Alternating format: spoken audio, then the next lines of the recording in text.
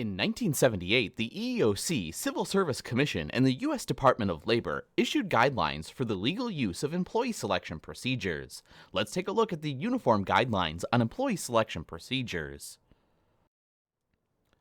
The Uniform Guidelines on Employee Selection Procedures describe in detail how organizations can legally use tests and other selection methods.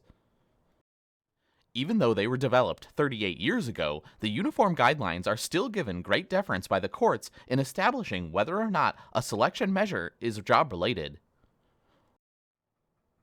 These guidelines also describe the record-keeping requirements and procedures employers should follow with regard to their selection activities.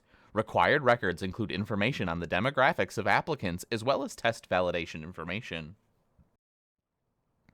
A complete description of these guidelines is beyond the scope of this course, but it's important that you know how these guidelines work and that they exist.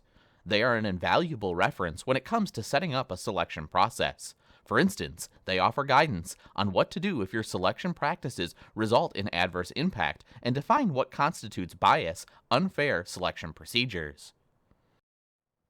Additionally, the Society for Industrial and Organizational Psychologists, the SIOP, has published principles for the validation and use of personnel selection procedures.